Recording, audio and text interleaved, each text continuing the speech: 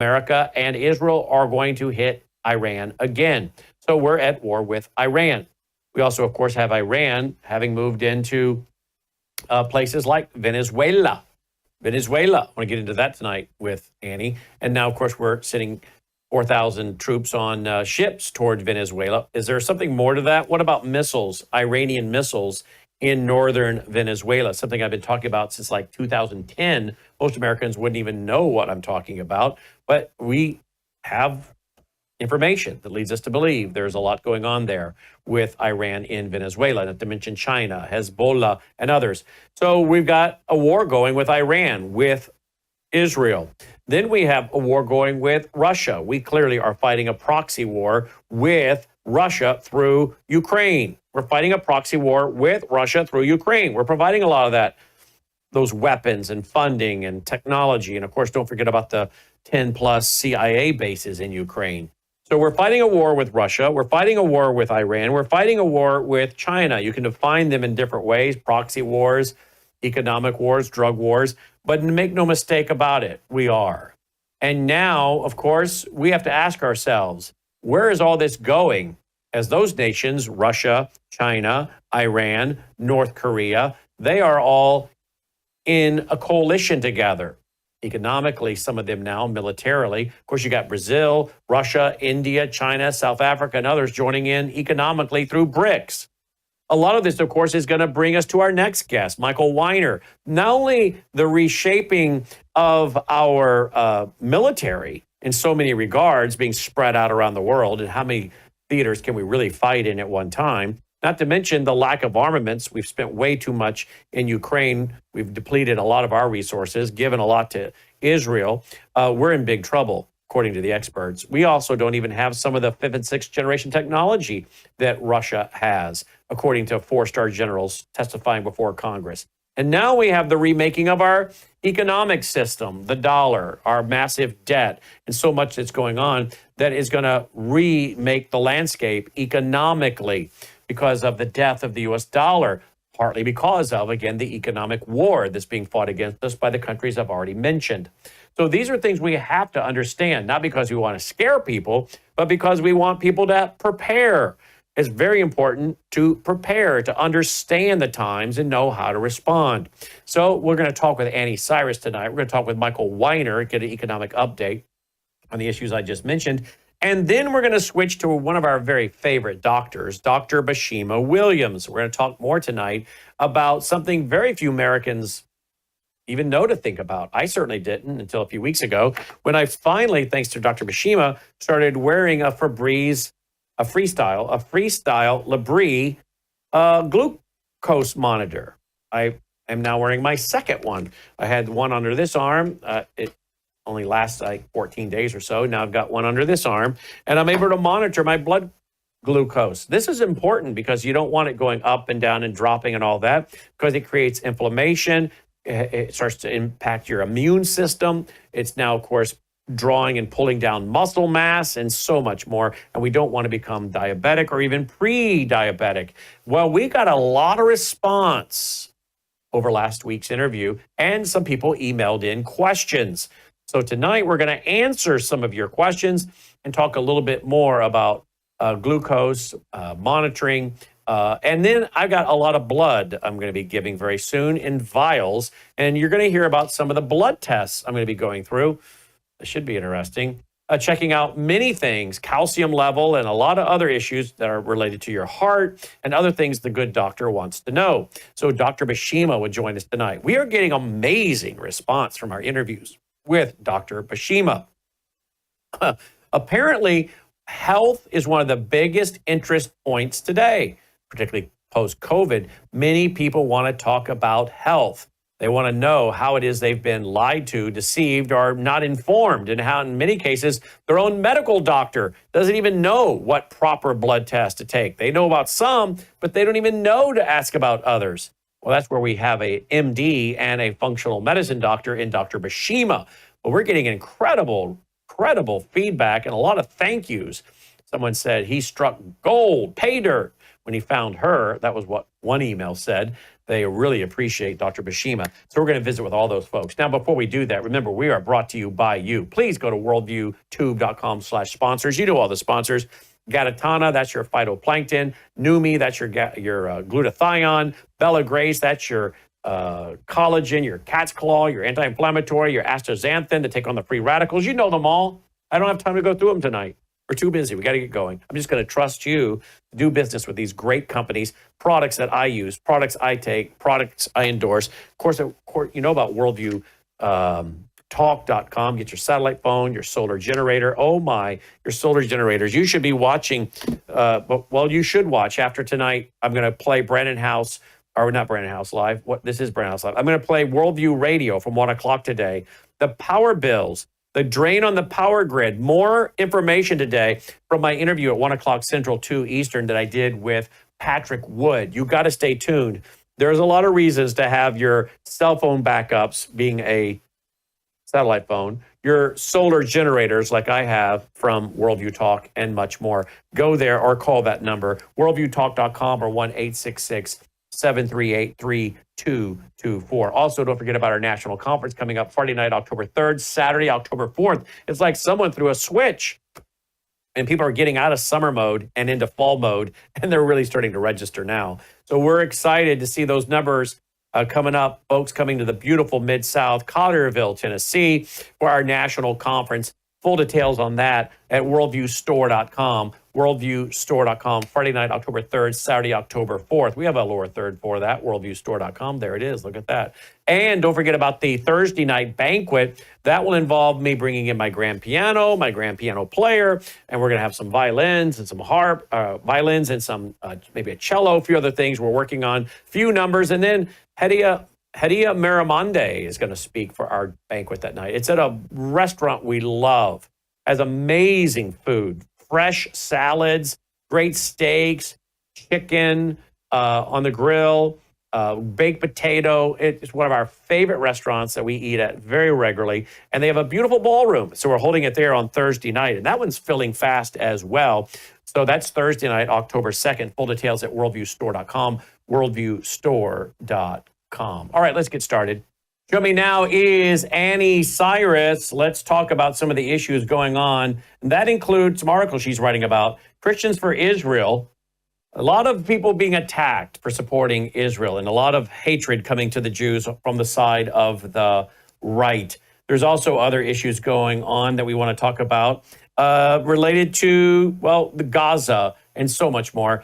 Iran. Apparently, Iran is getting ready. Here's a headline tonight. Iran stages missile drills, warning of stronger response in a new war with Israel. And there are talks that Israel and the U.S. may again strike Iran. Joining me now is Anni Cyrus of liveuptofreedom.com. Hi, Anni. Hi, Brannon. Lots happening, huh? Oh, my. Where do you want to start? If it's okay, I would like to just a short invitation to all of your audience. There is a Substack, you just showed it. Mm-hmm. It's you won't miss it because it's a side-by-side picture of me and me, mm-hmm. the little me and then the grown-up me. Mm-hmm. It's an official invite. I invite everybody to. It is by far the shortest, yet hardest and most important piece I've ever written in my life, I believe. And I want to invite your audience to read it. I think it's important for them to read it. It's not about my story, or this is actually a letter that I wrote to myself, the little girl me, from my view today. But I feel like every Christian or non-Christian should read this. Very short, literally maybe 2 minutes read, Brannon. But I decided to take my frustration of a lack of understanding by Christians or non-Christians about what Jesus can do for people and turn it into this short Substack by writing to myself, the me who didn't know Jesus. Wow, powerful. Thank you. Now, let's also talk about what's going on with Iran, because you're from Iran. And here's a headline. Iran stages missile drills, warns of stronger response in any new war with Israel. And of course, I guess the U.S. would be involved in this again, like we were last time, I'm sure. So what do you make of this? Well, let's break it down quickly to few different fronts. Number one, what is happening in Gaza right now. A quick briefing. So Netanyahu, I'm on his side for the record, decided regardless of, because Hamas hasn't even signed the new agreement, the 60-day ceasefire. They haven't signed it. Israel hasn't signed it. So Netanyahu decided, you know what? I am approving the project. We're going to move forward with E1, which is where they're going to build, I think, like 30 or 35,000 housing to split the West Bank completely. And they can resettle the refugees in those housings, and they can be safe. So with that, now Hamas is up arms again. There's a protest going on in Gaza heavily. Reports are pouring in. With that, let's start right there. When Iran says they're ready for a harsher answer to Israel in any other war, we need to be very clear. They're not just talking about Israel going after Iran. Iran considers all of its proxies, including Hamas, Hezbollah, Houthis. They're all considered Iran for them. So this response, or harsher response, isn't just about, is Israel going to attack Iran? It doesn't matter. With what is just happening right now in Gaza, tomorrow Iran could start sending missiles over. So I would take this threat pretty seriously. And I, meaning U.S., our administration, Brannon, needs to be on absolute standby with a decision made. Things are about to get really heated in Middle East, extremely heated. And I know we were kind of sort of busy celebrating the peace deal with Houthis, but let's stop that, because things are about to get very ugly. And now, especially with our military requesting a replication or duplication of a specific type of missiles made by Iran, used by Russia, Iran has got that sense of, oh, look, they're trying to duplicate my technology. So if I start bragging, if I start making threats, they're going to take it more serious. But we should still take it serious. I'm sorry if that was scattered all over the map. So, I hope I made sense. just help me clarify. How is it about to break loose in the Middle East? So as you know, the time is up. You know, the 30 to 40 days timeline I gave, I said Iran's going to stay quiet until the month of Muharram is over. They need to regroup. So they have regrouped already. Their sacred month of not allowed to war has passed. Now they're coming out literally every day, and they just signed a 20 years treaty with Russia, which includes weapon, chemicals. Iran also just signed another treaty with China. Actually, there's a fairly long, another Substack on my Substack that I said from Kabul to Moscow, the chess game America is losing. These are the details. It's so much is happening between Pakistan, Taliban, China, Russia, and Iran. With all of that, Iran is ready to get back into wiping Israel off the map. So either Israel fighting back Hamas, us getting a deal out of Houthis, Israel going after Hezbollah, or directly after Iran. Iran is standing by for the first green light to attack Israel. That's how it's going to. I don't know if they're going to go after Hamas first, Hezbollah first, directly Iran. I don't know. What I do know is Iran is very ready to make up for what happened during those 12 days. They finished their treaty with Russia. They finished their treaty with China. China is transferring a lot of chemicals that is going to be used to make weapons. Also, China just closed a deal on the 20th of August, that's yesterday, that now Pakistan and China are bringing officially Taliban's or Afghanistan's almost $10 trillion of untouched minerals into the operation of China in Islamabad. So our enemies are really regrouping in Middle East. And so we are negotiating with all five of them. Just how do you think how do you think a war or skirmish begins here? Again, it all depends on where we go, we, the U.S., with what is happening within next 24 hours in Gaza border. As I said, 12 hours ago, it has started getting really heated. There are protests going on. There are reports that Hamas has shot missiles over. Israelis are on the ground again. Israel has retaliated. 12 European countries have requested immediate access for journalists and press to step into Gaza, because right now they're blocking all fake media out of Gaza, they being Israel. So it's getting heated already. Now, within next 24 hours, where U.S. stands, are we going to stand by Israel and let Netanyahu finish what he said, which today on a video, Netanyahu basically said the reaction by the Western countries toward Palestine is weak and shameless. And I'm going to have to agree with him. And also, Huckabee put a release out, or put a video interview out saying, I strongly believe because of France, UK, and the remaining 7 countries of Europe who are going to actually acknowledge Palestine as a country in September, they pushed Netanyahu to have no choice but to start the E1 project. So you put all of that together, Brannon, within the next 24 hours, pending what Trump administration decide to do, the war could be the Israel versus Hamas, where Hezbollah is going to get involved and Iran's going to come in to protect both Hezbollah and Hamas.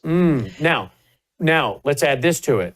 Reuters is reporting today, Putin's demand to Ukraine, give up Donbass, no NATO, and no Western troops. You think this is ever going to happen? No. I mean, this is where I would say Putin is clearly telling Ukraine, I'm not interested in a deal. Like, you make the term so impossible, unreachable, that it's clear that you're not looking for a resolution. You're just buying time. Putin. Again, as I mentioned, the treaty, the 20 years treaty Iran and Russia just closed, isn't just in benefit of Iran. Russia is going to get a lot of weapons. Again, if you have time, I can pull up and give you the bullet point. Okay, so basically, I have it right here. So the 20-year Treaty of Moscow and Tehran is going to, on war and weapon, Iran's Shahed 131 and Shahed 136 drones, which are the ones that our military is now trying to replicate and make at least 16 of them for war, are gonna be sent to Russia. So Russia is going to get access to Shahed 131 and 136. Moscow will supply Tehran with advanced aircraft components, satellite technology, and air defense system. Russian engineers are upgrading Iran's Su-35 fighter jets, while also assisting Tehran with radar and missile defense integration. On nuclear and technology, Moscow remains a partner in Iran's nuclear program under the cover of civilian energy, which we know that's not true. However, this time they are going to focus on Bushehr nuclear plan until it becomes operational with Russian assistance. Beyond that, intelligence points to Russian advisors also going to be aiding Iran's ballistic missile program while China ships the raw material for fuel.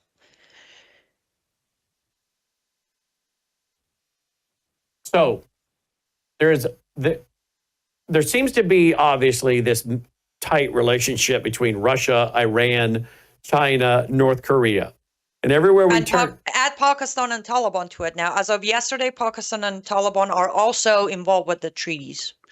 They signed it yesterday. And everywhere we turn, we see a conflict with America and Russia, because we're the ones that have been funding their war, along with NATO, using 10 CIA bases over there. So we're heavily involved fighting a proxy war with Russia.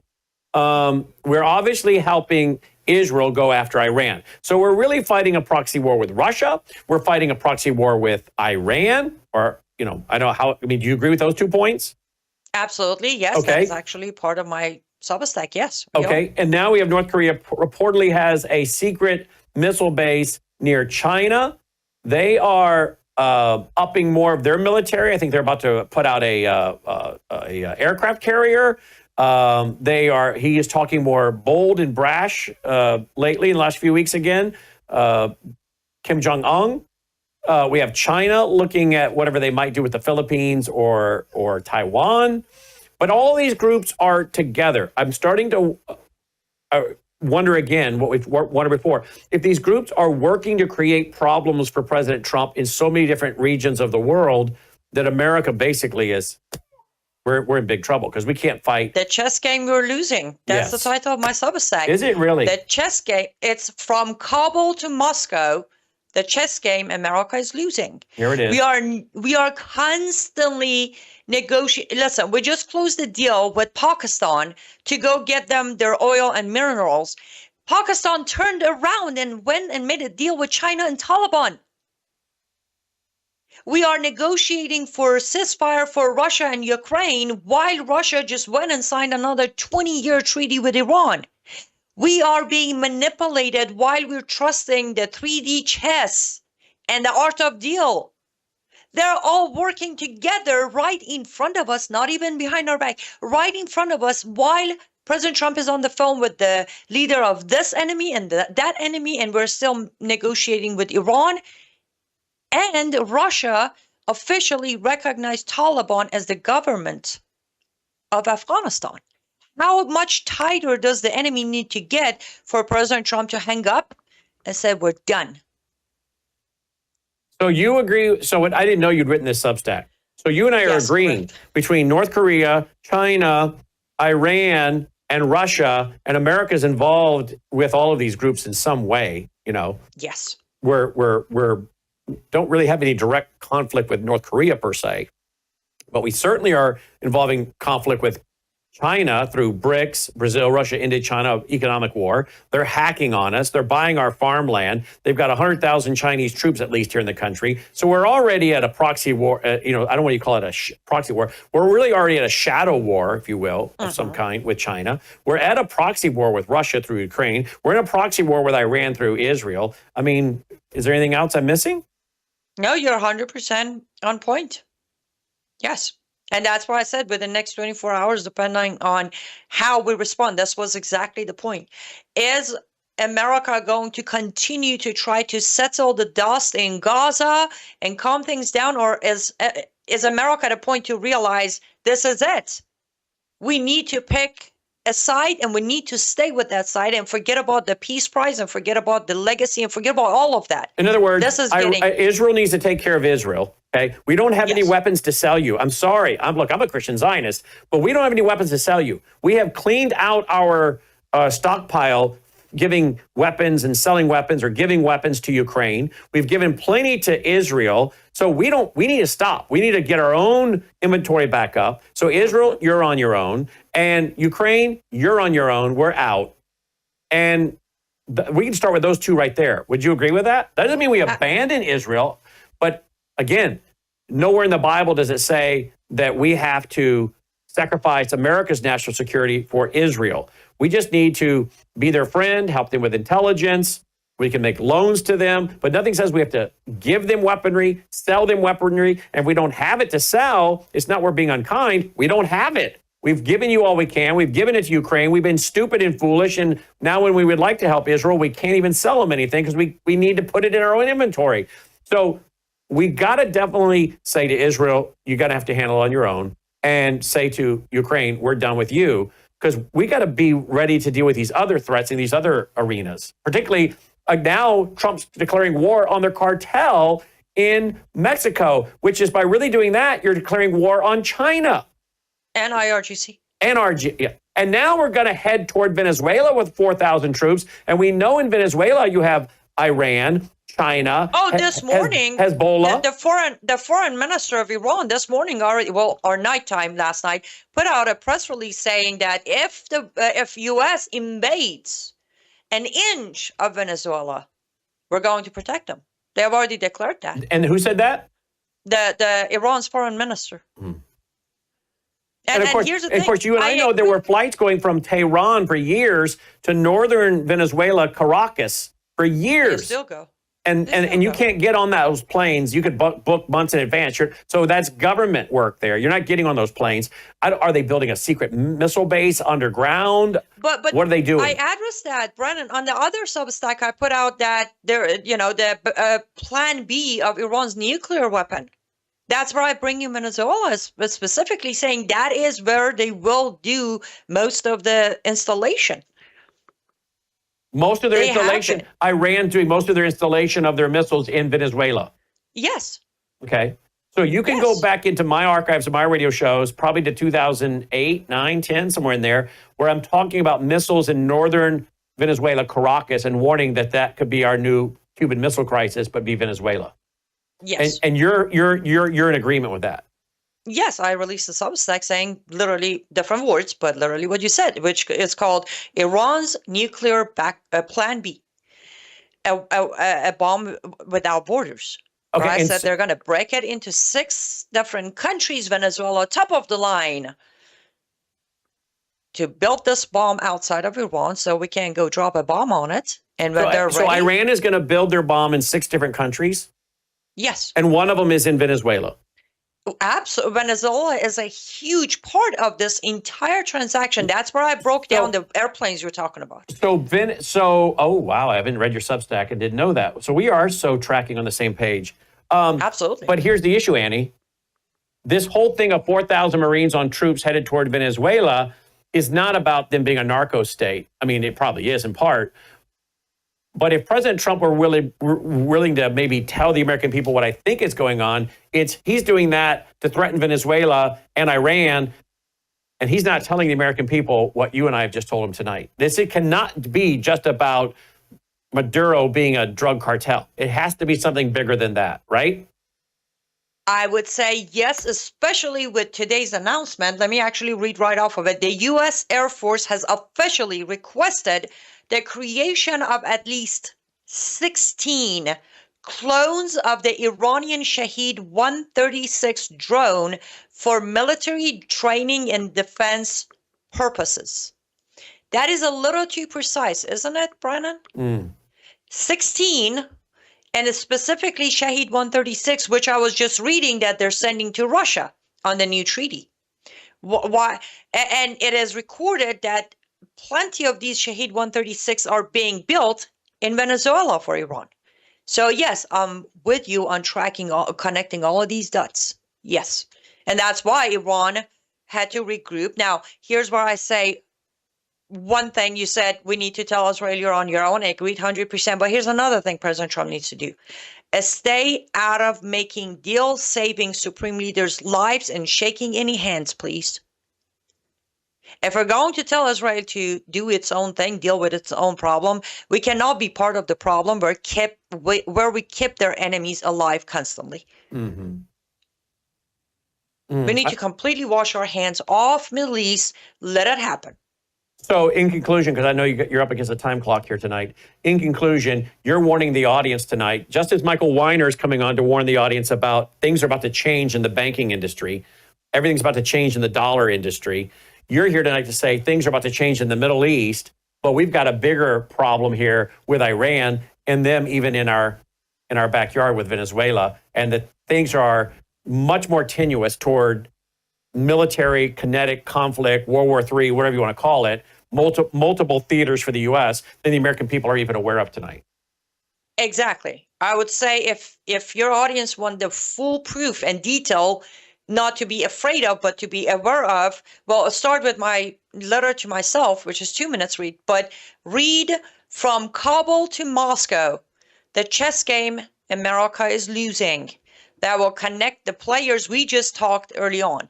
And then if you have time, you can go read Iran's nuclear plan B. These 2 articles will give you the details of everything me and you just discussed, Brannon. Wow. All right. As always, we love what you do. Live up to freedom.substack.com. Live up to freedom.substack.com. Thank you so much, Annie. Absolutely. Thank you, Brannon. And stay safe. You too, my friend. We'll be right back after this break. We all gave up on mainstream media. And when I say mainstream, I'm talking like Fox News, Newsmax, and the big players on the block, right? If you're like me, you gave up on them a few years ago. So I have been interviewed by a lot of different alternative media outlets. And one in particular, I won't say who it is. It has 3 letters to its name. But I appeared for a couple of years every Wednesday on one of their shows, and then suddenly it got canceled. And it come to find out when I did a little investigating, it was because the host of the show mentioned Jesus too often. And if I told you who this was, you'd probably be shocked, because it's a very conservative alternative media outlet. But this is where Brannon is different. Like Pastor Wood said, he's very unique in the sense that he gets it in terms of what's going on geopolitically, what's going on nationally. He knows all of the issues like the back of his hand, but yet he sees from a biblical worldview how it's going to influence all of our lives, not just today, okay, but a year from now, 2 years from now. Much of what he's been talking about is just now playing out, right? And so you are really ahead of the curve when you're watching his show. I really appreciate him, and I hope you do too, and will show your support to him, because he does give voices a chance. He took a chance on me, okay? And like Dr. Wood, he has greatly expanded my reach. Joining me now is Michael Weiner. Michael, I have a video I want to play, a very educational and instructional video I want to play and then get your response to, okay? Love it. Love it. Here we go. Here we go. Gold was supposed to back the dollar. Leaving the gold standard was the most costly mistake we ever made.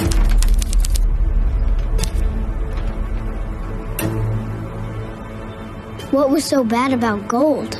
It kept them honest, but they wanted power. You know, kid, folks today think this is just how life's supposed to be. What do you mean? Back in my day, one job could feed a family. My mother stayed home, father worked, and we ate together every night. Didn't realize how good we had it. After the World War, they promised gold-backed dollars, but they broke that promise. They printed paper backed by nothing, funded wars we couldn't afford and shouldn't have been involved in. But France caught on and sent a warship to get back their gold. Truth is, if more countries followed, our vaults would be empty and game over. I have directed the Secretary of the Treasury to take the action necessary to suspend temporarily the convertibility of the dollar into gold. Turns out, when you fake the money, everything else follows, and you screw the next generation over. And it snowballs, kid. Prices shot up, paychecks didn't, life got tougher, and nobody knew why. We tried raising our kids the old way, but we didn't have the time or the money. So you outsourced parenting? Yeah, I guess you could say we did. Government schools raised them, and the TV taught them bad morals. They learned debt, not savings, bought houses they couldn't afford, played video games, gambling, antidepressants, and crimes. Families fractured, divorce rates doubled, birth rates plummeted. Things got so bad, people started financing Chipotle. Financing a burrito? Yeah, it's getting bad. Obesity, people eating cheap slop instead of real food. We got softer, sicker, and lazier. A nation in decline. But it didn't happen overnight. When Nixon left the gold standard, we traded sound money for a lifetime of debt. How will they ever pay it back? I don't think they plan to. Both sides keep spending like there's no tomorrow and leaving the bill to your generation. We didn't get it right, but you've still got a chance. So, take the reins, kid. Hold your ground and don't give up on sound money. What do you think of that, Michael Weiner? I think it's everything I've been saying for a long time. I said we went off the gold standard back in 1971. If you notice what Nixon said, and I was there, Brandon, you weren't around. At the end of the day, it was very two things popped up. It's like what's going on with stablecoin right now that we've talked about. All of a sudden, when he did that, he said it was temporary. If you notice, he said the word temporary. First of all, he did not have the legal right to do that, and he did it anyways. Nobody questioned it. Because if you look at prior to, there's so many different things. Let's see, if you take it facet to facet, let's look at legislation. Prior to 1971, congressmen and senators spent 1 or 2 terms in office. They didn't. They went back to the farm. They went back to work. Why? Because they had no power. They had no extra money they could spend. They couldn't print dollars and spend dollars that they didn't have gold to back, so they had no power. We don't have that. When did all these 50-year-old people, 50-year term people come around? 1974, 75, Biden, Pelosi, Schumer, all of the gal who, all of these congressmen for 50, 60 years, 50 years, 40 years. It's ridiculous because they have all this power. They build parks for millions of dollars. They write checks for millions of dollars, all corrupt. Because the founders of this nation put us under the gold standard, not because just because they in God we trust, because in the 1780s and 90s, you did not pay your bills. If you didn't, you went to debtor's prison or you became an indentured slave. One or the other. You didn't walk away from being called Johnny Jones bankruptcy lawyer. Now, moving on from legislation, and let's just talk about the family. When I was a kid back in the day, which we got to move forward, that's the Roman days and all that. Let's move forward to the 1960s, leave it to Beaver and all that. That's true. Mothers stayed at home. The families were together. You ate dinner together. You didn't go out to McDonald's. You didn't spend money on recklessly. You didn't have a credit card to waste on meals or anything else. And additionally, the worst job when I was in law school that you could get was a bankruptcy lawyer. It's like being a Whirlpool repairman. People paid their bills. People didn't spend money they didn't have. Period. Now they spend it all day long. It's insanity. When they want to look at what the corruption in America, you look at what happened. We went off the gold standard, like they're talking, from zero debt to where we are right now. We're now going into a crypto world, which is a new way of trying to absorb and move money. Wes and I are sending notifications out to clients right now, Brannon. You might even be hearing about it. We're telling people about the situation, that this situation with stable coins is coming about. It hasn't gone into full effect yet. When it does, it's going to affect you because they're going to be able to devalue your dollar by converting your currency to stable coins and then devaluing the stable coin. So how do you combat it? I agree with this little young man there. They can't sit back and go on the gold standard. They don't have enough gold to do it because there's too much money printed. You can create your own gold standard. You can create your own gold bank to protect yourself against this because the worst is yet to happen. That's it. I mean, this is absolutely everything we talk about. Yep. All right, let's go to this real quick. Years. We played earlier today on radio the people here in Memphis. We got the Grok XAI, Grok, Elon putting in his data center under our power grid, and more coming with Google data center, $10 billion data center. And people are complaining here in Memphis, Tennessee area, about their electricity bills that normally in the summer would have been about $250, $250, $300 tops, are now over $700. Young people that are renting are now on social media, particularly one little gal, talking about, we rent. It's like 2,200 square feet. We don't keep this temperature at 60 degrees in there. And we're paying $750 now in utilities. The data centers are sucking up so much power and they're passing apparently it on to the customers to pay for it all instead of the data centers. This is going on over the country. Now you add that to the fact these young couples can't afford what it takes to get a house. And I said to Logan, people are going to have to choose. I'm selling my house because I don't want to pay a $3,500 mortgage on top of the utility. I'd rather go and rent a house in our area, a really nice 1,900, 2,000 square foot home for $2,100 versus a mortgage for $35 and use the difference to pay my utility. Because some of them, they're going to have to cut somewhere. But a lot of them can't afford to buy a house, but some of them are going to find themselves having to move out of the house they live in now. They're going to have to sell it and start renting because they need to bring their costs down, and renting is cheaper than having a mortgage. Well, not only that, we've talked about this, you and I privately. I believe America is rich enough to rent. They just had it all over the news this morning about people who are older that have their houses, they have all their equity in their homes, and they are selling their homes and going to rent and getting that equity and using that as a means of living a better life.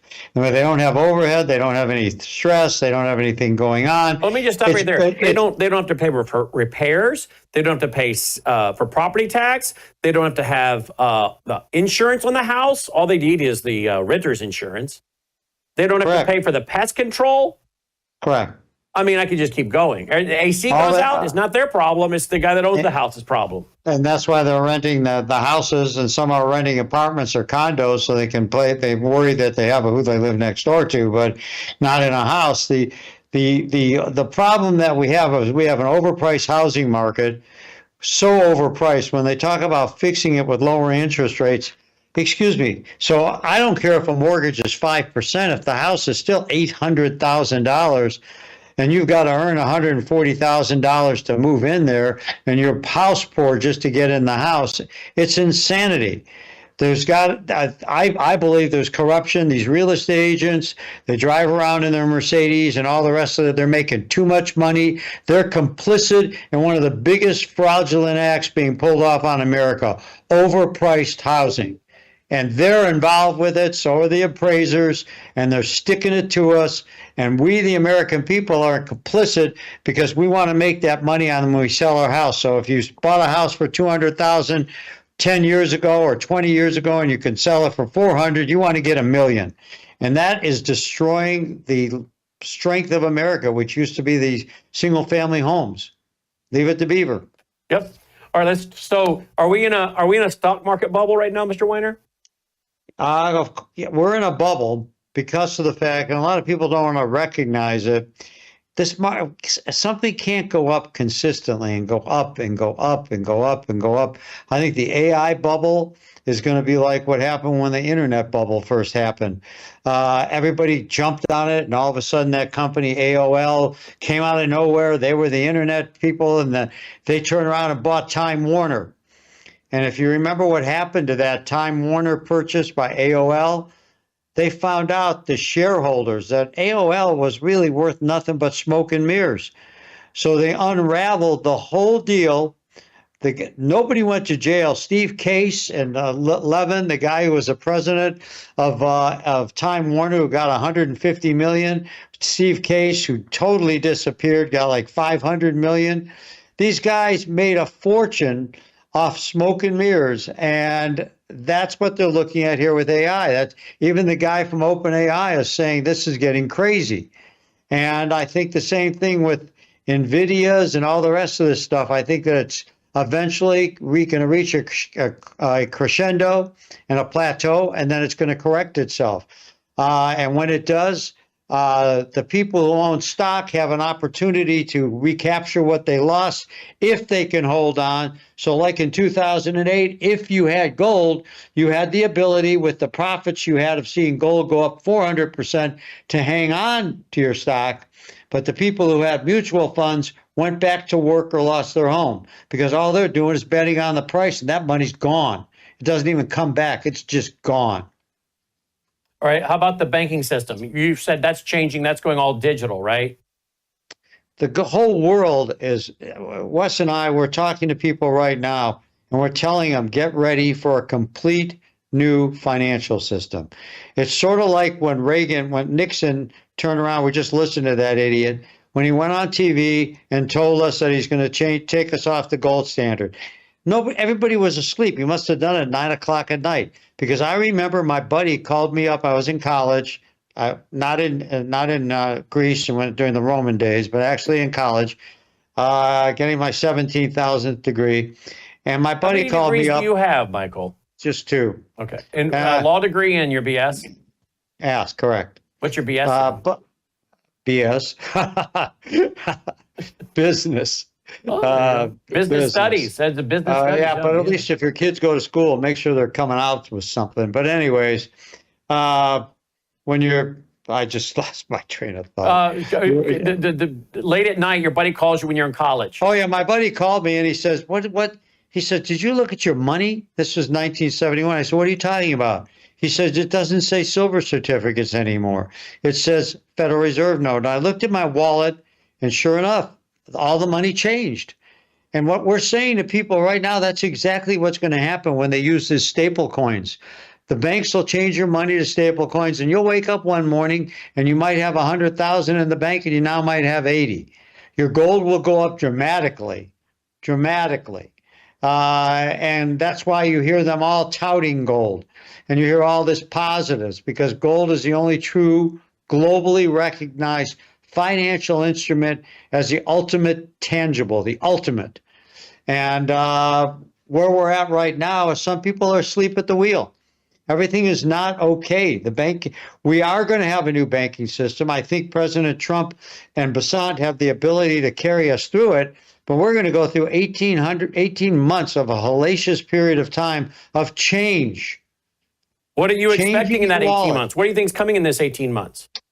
I think that the dollar will be absorbed through the cryptos, or not the cryptos, the stable coins, through the Genius Act backdoor, and there'll be backdoor use of the CBDC through the banks.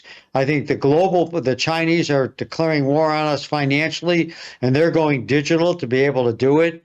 The European Union's declared by the end of the year, they're going to be digital. So is England. We have no choice but to be doing what we're doing, but it's going to be a gun battle.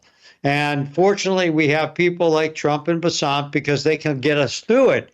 But anybody in a gunfight, you're going to get wounded. So either you protect yourself and pay attention today, or you're going to call us back up and tell us later, why didn't I do that back then?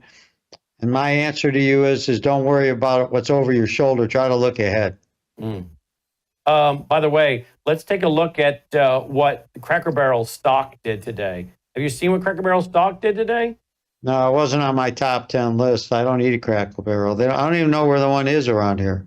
I have eaten at them, but not around here. Yeah, well, they redid Cracker Barrel. Kind of went. Yeah, they got a different sign now. They got rid of that guy on the bench. Yeah, on the barrel. He was sitting next to the barrel, yeah.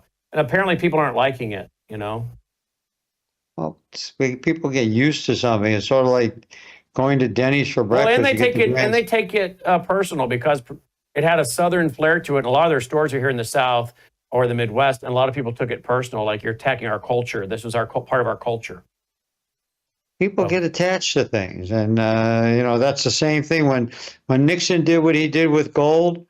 We had almost 200 years of living under that. Positive that people, yeah. People like what that was a clip honestly, on my end. the feedback's been. All right. That was the CEO of Cracker Barrel. Sorry, guys. All right, keep going. I was saying that literally we were lived under the gold standard for 200 years, and Nixon just with a stroke of a pen said, "I am temporarily changing it." And he opened the floodgates on us that led to things that ultimately broke up the family unit totally. The thing that led to the breakup of the family unit was Roe v. Wade. If you look at Roe v. Wade, if people could kill babies, they can kill marriages. And if you look at what happened to the marriage rate after Roe v. Wade, take a look at it, because that was the beginning of the end of the marital unit and the family unit. You can kill a baby, you can kill a marriage. Why not? Yep. Why not? Why not? Okay.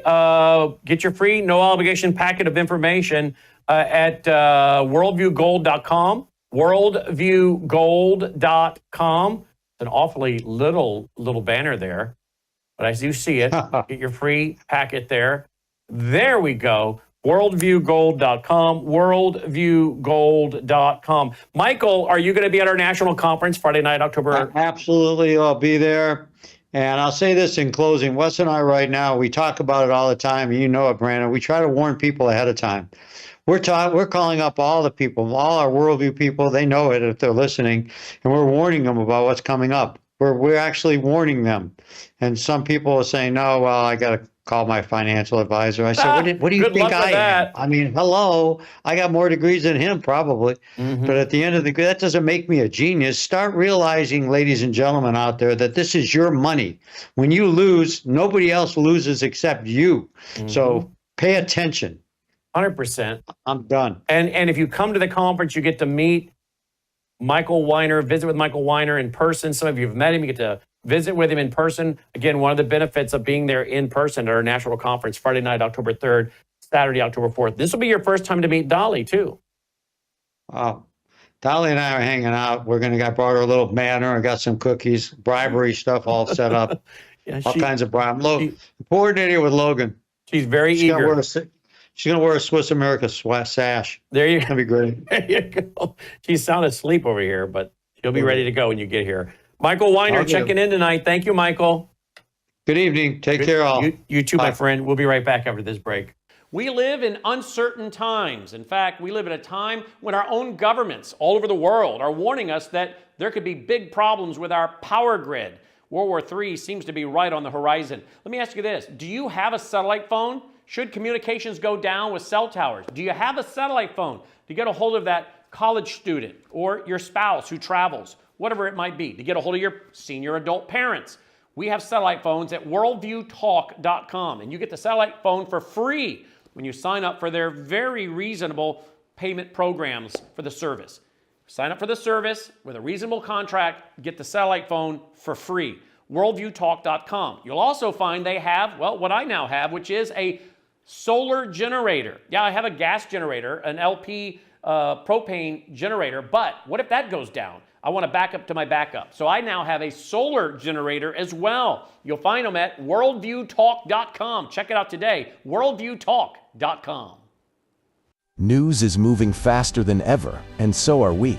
Worldview Tube brings you 24/7 live stream coverage and now real-time alerts when it matters most. Once you have the Worldview Tube app installed, exit the app and navigate your way to Settings. In Settings, locate the tab labeled Notifications. Select the Notifications tab. Scroll down until you locate the Worldview Tube app icon. Select the tab, and here you can turn on and customize your notification experience for the Worldview Tube app. News doesn't wait, and neither should you. Turn on push notifications to stay informed. Every headline as it happens. Joining me now is Dr. Basima Williams. We got another medical update, and boy, you guys seem quite entertained by my glucose blood levels. Getting a lot of feedback on that, folks. But we have a story to tell you. I almost passed out right there in Lowe's. It dropped. The alarm was going off and the whole 9 yards. We got that to get to and a lot more. And I got a bunch of vials in the mail. I got to go and fill up about 5 or 6 vials with blood. And then we're going to find out what my calcium level is, what my PSA level is. I don't know. We got a lot. I don't even understand everything she wants to know about me. So Dr. Basima joins us. Hello, Dr. Basima. Hi, Brannon. Thank you for having me on today. Great to have you on. All right, are we getting a lot of feedback? People happy that I'm your guinea pig on the glucose thing? Yeah, I actually have, if you don't mind, I'd like to just kind of do a shout out to some of these questions that we had this week. And we actually answered the questions, but we got permission from these people to use their first name and just answer these questions, because I feel like if they're asking the question, other people have them too. Right. So one of our friends, Tom from Lincoln, Nebraska, said he watched our weekly broadcast and was seeing that Brannon Howse and decoding blood sugar, all that. Great interest, by the way. I'm on the verge, but not quite diabetic. I noticed that your discussion has no mention of something called a hemoglobin A1C, and he was wondering why not. If we're talking about blood sugar, why aren't we talking about hemoglobin A1C? Hemoglobin A1C is the average blood sugar range that it correlates with an average blood sugar range for the past 3 months in your body. And so, of course, when we're checking, like, for example, with the blood work we're doing on you, we are definitely checking a hemoglobin A1C with those multiple tubes that we're checking. That is definitely one amongst many other blood sugar tests, including things like, fasting insulin, for example. On some of my patients, I'll even do, on my diabetics, I'll do a microalbumin urine test because peeing out protein is a sign that the kidneys are not doing great. And we want to be more aggressive with really preserving kidney function, since diabetes is a leading cause of kidney disease and certainly reason why people end up in dialysis. And hemoglobin A1C, if you remember, we were talking about how glucose in the blood attaches itself to a protein, a lipid, or DNA, and that product is called a glycated product, it's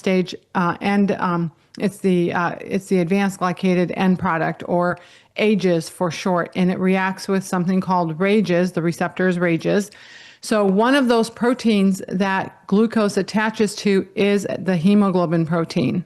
And so basically what we're measuring with a A1C is how damaged those red blood cells are over a 3-month period. The higher your blood sugar is consistently, the more damaged your blood cells, or your red blood cells are. That's an indirect measurement of how inflamed you are, really. The higher your A1C, the worse it is, obviously, because the more you're glycating. So I hope that makes sense. I did respond back to him with that information, and it made sense to him. Plus, we weren't really discussing diabetes. Brannon, if we were discussing diabetes, we'd probably have to have at least a 4-part series to go over all of the tests, the proper tests, the best tests at detecting pre-diabetes, especially like there's a lot of functional medicine doctors that will actually do a 3-hour glucose challenge test, which we do in all of our pregnant women when they're further along in their pregnancy, around 28 weeks, because pregnant women naturally become diabetic. We call that gestational diabetes. And if you become diabetic when you're pregnant, that's a sign that in the future you will be diabetic by about 50%. 50% of those women who have gestational diabetes become diabetic later. And in fact, being pregnant is sort of a stress test of how metabolically healthy you are. So we weren't talking about diabetes. We were certainly decoding your blood sugars, and I think we're going to do that a little bit more later here. I just want to get through some of these questions. But do you have any questions about that? Nope, I sure don't. Okay. And somebody asked, hey, can I still have an egg for breakfast? That was Stephanie from Wisconsin. And we told Stephanie, you can have an egg for breakfast. And the idea there is are eggs good for you? Well, if as long as you're not having gut issues, we want you to eat an egg. I love the amount of choline that's in the egg fat. I think it's really good for your cells, and it's really good for you. Certainly doesn't make your blood sugar spike. So I don't have a problem with eating an egg every day. The problem I have is if you're eating 6 eggs a day, and you're eating, on top of that, you're getting a lot of other sources of saturated fat. So what we talk about is make sure you're eating a lot of monounsaturated fat, the avocados, the olives, and some omega-3 fats, the chia seeds, flax seeds, hemp seeds, and all those amazing fish. But limit how much saturated fat you have to 1 to 2 servings a day. So if you're going to eat an egg, that's great, but just be careful and mindful of, adding butter, having a piece of steak that has a lot of saturated fat. So any fats that are solid at room temperature are the ones that are the saturated fats, and the ones you have to watch out for. Okay.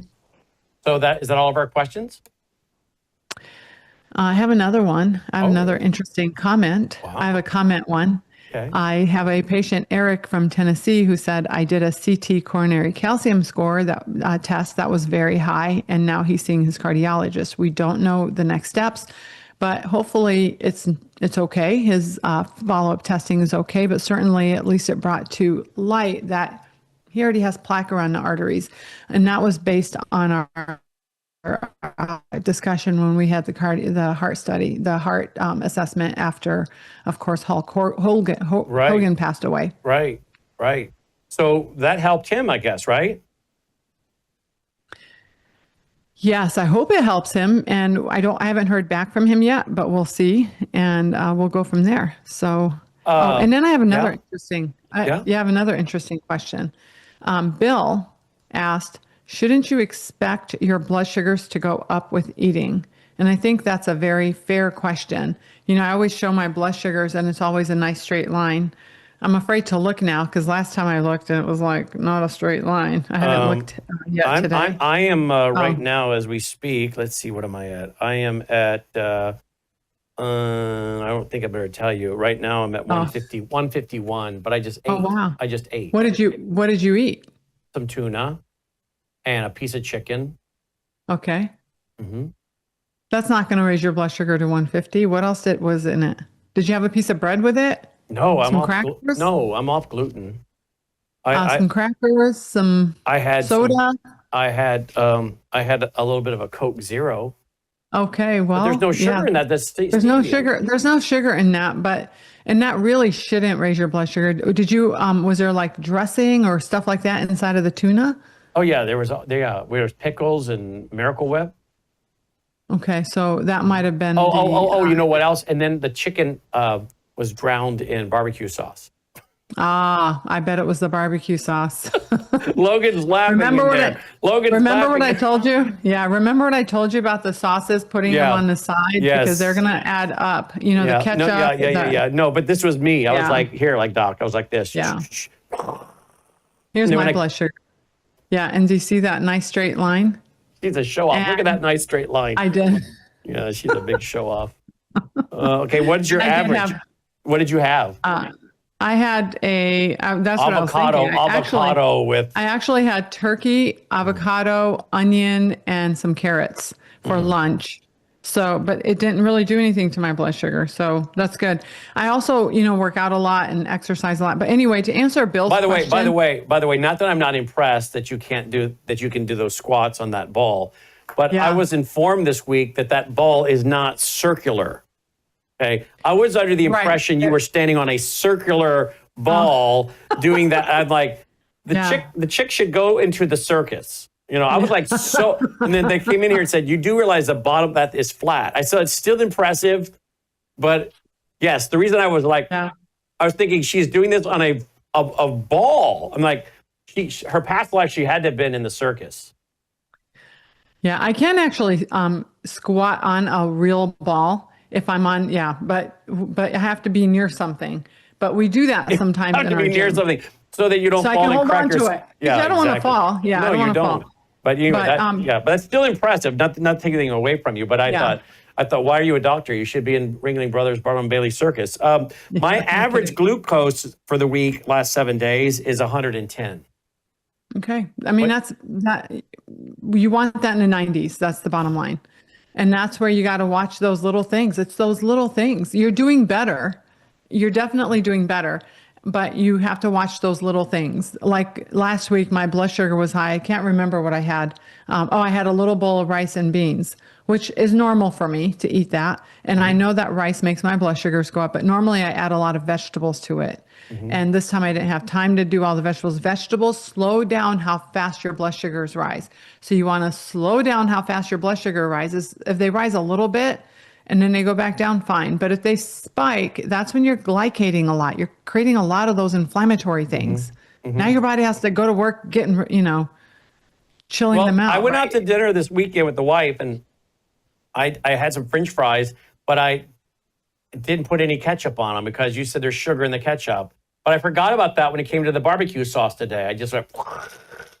Yeah, and not worth it, right? And then my sugar has spiked on me on that one. Yeah, but that's okay. And then that's where you, after you eat something like that, you go and do 3 or 4 minutes of squats, and that brings it down. Obviously, you're going to sweat a little bit, but so what we tell people is it's okay to have blood sugars. Like in a perfect world, if your baseline, so my average is about 94. If I go up to about 120 or 130, I'm okay with that. As long as I go up and then back down right away. That's okay. The other thing you don't want is you don't want to go up and then crash, because that means metabolically with that. So if I went up, which I didn't, I haven't gone up yet today, but if I did and then I crashed, then do you see this one little red line right here in the middle, 3 a.m.? I did go down a little bit Hold at 3 a.m. Hold up higher. Yeah, there we go. I see it. Yep. And so that was a little too low, and it did wake me up at 3 a.m, but I went right back to sleep. But I'm not going to get up and eat because I know my body's going to make the glucose itself. But I try to avoid those. And when you dip down too low, that means you had an excessive insulin response. And that's not good, because remember, insulin is a growth hormone. It's an inflammatory hormone. You need it to live, but you need just the right amount. Too much is not good. Too little is not good. So what day was it that I called you that my blood sugar was going nuts? Was that Monday? I believe it was. I believe you were getting up. You got up early, whatever day it was that you did the yard work, and then you went to Lowe's, and you really had not eaten anything. Yeah. True. I had half a cup of coffee, nothing to eat, worked out in the heat in the Memphis sun early in the morning, trimming shrubs, ran to Lowe's to pick up something. And while I was at Lowe's, all of a sudden my monitor goes off. It's beeping at me like, that's weird. That doesn't normally happen. And it was at 69. Oh, whatever. So it'll pop back up. I'm walking around. And next thing you know, I look again, it's at 59. And then I started thinking, and then it was at 57, and I was feeling kind of cruddy and tight. My chest had felt real tight about 10 minutes before this. And I thought, well, that's probably just indigestion from the coffee on no food. And all of a sudden I started feeling pretty cruddy. And so I went over to the front of the store and I got a Sprite. I did not guzzle it. I just took a few sips of the Sprite and waited, and it started to turn and go back up. But my wife looked it up. She said, you can actually pass out at about 54. I was at 57. You can pass out at 54 for some people, right? Yeah, and it depends on how your body is responding, right? So as you started going down into the 70s, into the 60s, into the 50s, your body on the other side was going, ooh, fight or flight, because we have an emergency. We're crashing. We got to do something. And so the fight or flight response acts up, and it produces cortisol and adrenaline. Okay, so it makes you feel like so like of jittery. course, that's why I want your blood work so bad. I want to see what your cholesterol is. We're doing an advanced lipid profile. We'll probably get a CT coronary calcium score test, all of that stuff. But also, you had a surge of the fight or flight hormones in your body. Now, had you just sat down, it would have passed. Okay, more than likely it would have passed, because you think about this. Before you wore that monitor, you were going up and down all the time, and you just didn't know it. So just like this little kid that I had that I told you about, who had reactive hypoglycemia, and in the mornings, sometimes he would wake up and his blood sugars would be so low that he would be vomiting. Ooh. And so he went to go see, the parents are amazing. They took him to the best endocrinologist, the best gastroenterologist, and no one could put two and two together. Okay. Only Dr. Basima could. Unless you know reactive hypoglycemia, and I know that endocrinologists know about it, but it's, for whatever reason, it wasn't something that they did. So first thing we did is we put a continuous glucose monitor on him. Next time he had that episode where he was having that cyclic vomiting, because he would do that like once every 2 weeks, it was so bad that he would not be, quote, normal until noon and wouldn't be able to go to school until noon. So, he had time to recover. Once we did that and we started seeing the patterns, now it just so happens Dad's a firefighter, Mom's a nurse, RN. So like I said, they're smart people. And so once we diagnosed the problem, then we changed his diet, similar to what I'm having you do, which is avoiding those sugary foods, the fruit roll-ups and, other things that kids naturally his age eat. And he's a skinny, tall little kid and very, very, very athletic. So of course he doesn't have a lot of reserves. So on the days that he probably ate a lot of sugar, especially at night, he probably had a reactive hypoglycemia in the morning. Even with him going into the 40s, his body responded with fight or flight that included him having to have the nausea and vomiting. Now with you, what you would probably notice is a headache, general tiredness, especially in the afternoon. Those are signs, but you don't put two and two together because you don't know. How ridiculous is it that what you're eating is going to affect how you feel? Well, I would normally know that my blood sugar was low because I've lived with this my whole life. So I'm like, okay, I know what that feeling is. And I would go and I would get something to eat. And generally it might be a Sprite or some coffee. But then I knew I needed to add some food to it. So generally I might get a couple pieces of cheese or a slice of summer sausage or something, some meat, something of substance, right? I didn't just go load up on candy or anything because I knew that that's going to make the problem worse. I've lived with this long enough to know I got to go get something of substance, like a few pieces of cheese, a couple pieces of salami, like that. So that's what I would do. Mm-hmm. Yeah, that's right. And now you know how to avoid it, period. Altogether. Yeah. That's the goal. And I'm not doing coffee. I'm not doing any sugar in my coffee. Like I said, I didn't even know these things existed. I have to tell you, I'm off so much coffee. I'm usually 3 or 4 cups a day. And Melissa does have a creamer she uses, but that creamer's got sugar in it, she said. And so I'm drinking 3 or 4 of those a day. And she's got me down to 1 cup of coffee in the morning. And last week, what was it this week, Logan? Like Tuesday? By Tuesday, I was like, I think I'm sick. I think I have the flu. I was feeling even flushed. I'm like, do I have a fever? And Melissa felt my head. She says, you might have a little fever. I said, I feel like I'm coming down with the flu. I felt like I need to go to bed. I had no energy. I felt lethargic, just like I'm sick, and no energy to do my job. And I don't know how it came about, but someone brought one of these around.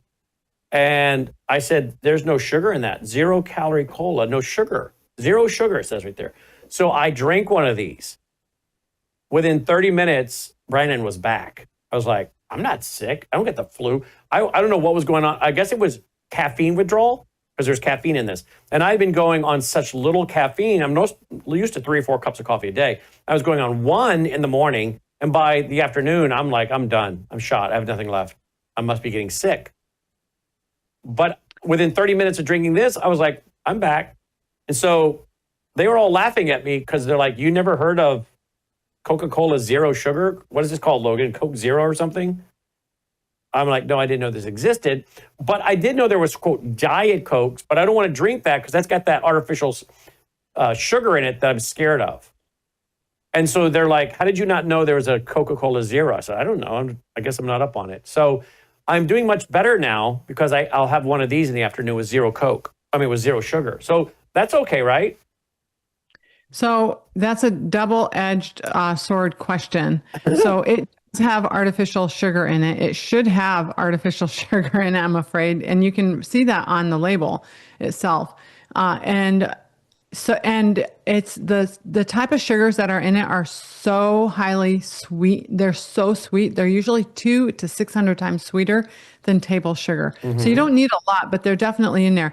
And then, so that's an aside, like, what is it going to do to your blood sugar? What's it going to do to inflammation in your body, which will then indirectly affect the blood sugar and other inflammatory pathways? And that, after all, remember last week's discussion on oxidative stress, right? We're trying to decrease systemic inflammation. Well, that's not good for you. The Coke, there's no Coke that's good for you. Diet, zero, whatever it is, a lot of functional medicine doctors will actually tell you to drink a Coke instead of a Coke Zero or a Diet Coke. And same thing with Pepsi, because of the type of sweeteners that are in there. And then also because of the effects of the sweeteners on the gut microbiome. Well, which one do you suggest? I suggest none except for sparkling water. I need the caffeine, Doc. I run on caffeine. You know what you do? The biggest mistake you made is going from 4 cups to 1 cup a day. What you want to do is go from 4 cups to 3 cups, and then from 3, for about 2 weeks. And then wean from myself 3 cups, off. Yes, from 3 cups to 2 cups. And then, the real test of what caffeine does to your body is to completely get off of it for 2 weeks and then go drink a cup. And you will be so high, you won't know what to do with yourself. You will be like, I've never had a drink like Celsius before, but one of my friends drank one to clean her house because she was like, just cleaned and never had it again. She's like, oh my gosh, I can't believe. And it's true. So, I intentionally drink my cup of coffee has half decaf and half regular. That way, if I miss it, a lot of people have the withdrawal symptoms of headaches. Yeah, I was when they having get that. off caffeine. Yeah, when they get off the caffeine. And so you have to taper off. So before, for example, before we put people on a healing diet of some sort, one of the variety of diets that we choose from to heal the gut or heal the, an autoimmune protocol or whatever it is, if they're on caffeine, we'll give them 2 weeks to taper off. We won't do it overnight. So if they're drinking 4 cups, again, it's cut back by a little bit, whatever rate you want to do on a regular basis so your body can adjust.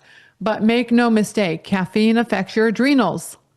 Okay. And we're trying to baby the adrenals because the adrenals are what causes the fight or flight. So a lot of people that are working 24/7, have 3 kids at home, they're running, a lot of new moms who, have the kids at home, they're not sleeping, they're barely having time to cook and barely have any time for themselves. They're burning, the old saying is you're burning your candle at both ends. That's what leads to adrenal fatigue, and drinking caffeine is certainly hard on that system. So not that I'm not a smoker and I don't like smoking, but what if I flipped over from caffeine to nicotine and started vaping? Can I do that? No. Oh goodness, no, absolutely not. Vaping I think it's got to be terrible for you. But I'm reading all these stories about how great nicotine is for you. So nicotine from vaping is not good because we don't know what else you're ingesting with the vaping. A little bit of nicotine. How about a nicotine patch? So nicotine gum, a little nicotine patch or a nicotine gum, that is actually okay. And there's actually and that would give you that same energy like caffeine, right? It will give you some energy. The problem with that is you want to use it intermittently. You don't want to be continuously using it because you're going to continuously rev it up and use more and more and more. So there is this on and off again relationship with nicotine. From the best sources that I could find, I personally made a decision to not use it because I don't want to ever be addicted to anything. So I'd rather not use it. But if you used it smartly, if you had a lot of things to get done, especially mental cognition things, a lot of, research I have to do and things like that. Nicotine will help that? Mm-hmm. Yeah. Wow. Fascinating. All right. Well, I'm only drinking. How many of these a day am I drinking now, Logan? I mean, my wife put a stevia in my coffee. Ugh. It just doesn't, I just can't. That's why all of a sudden now coffee's not even appealing anymore. I don't even finish my morning coffee anymore. You're taking away so many of my pleasures, doctor.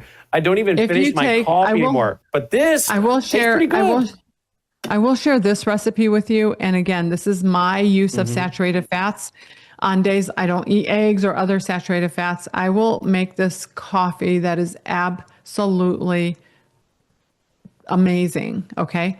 You take 1 cup of coffee and a half a teaspoon of real coconut oil, like the best coconut oil you can find, and a scoop of matcha tea, the organic matcha tea. So it's a powder form. And I put it in a blender and blend it up. And the biggest thing you want to do, because you want some protein for breakfast. It's actually my breakfast. That's actually what I had today. And the biggest thing you want is you want to have your collagen, the collagen that's on myvitamin.com, the Worldview myvitamins.com. That collagen mixes so well, and it's a really smart collagen, good source of protein. And I actually have a picture of it here on my cell phone. I wish I would have created my post for it, but it's so pretty. I don't know if you can see this. Oh yeah, I can see it. Yeah, it's so pretty and it's so fun to drink, and it's good for, it's a whole meal.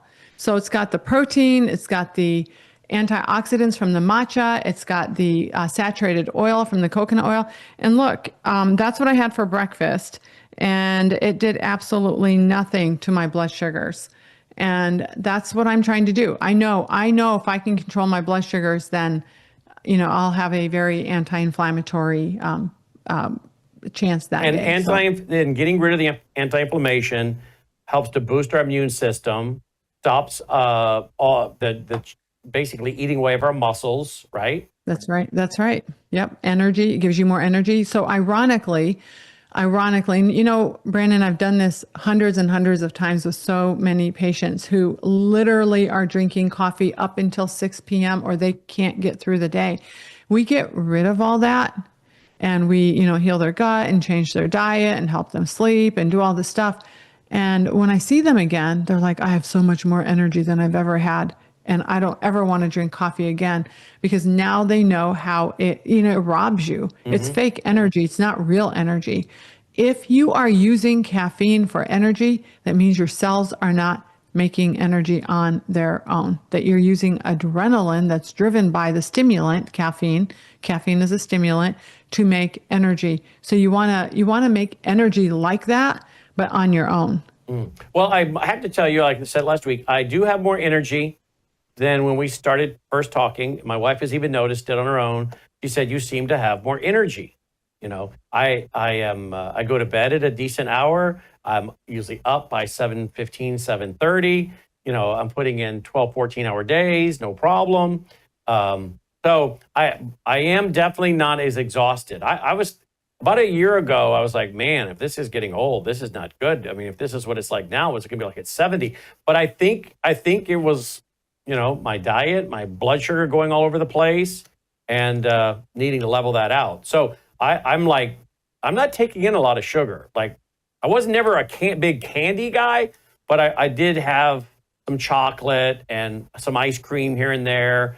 And of course, I was drowning everything in ketchup, which I guess, and I was drinking 3 or 4 cups of coffee a day with sugar in it. So I wasn't eating candy, but I was certainly taking in more sugar than I thought I was. And that's the thing about the glucose monitor.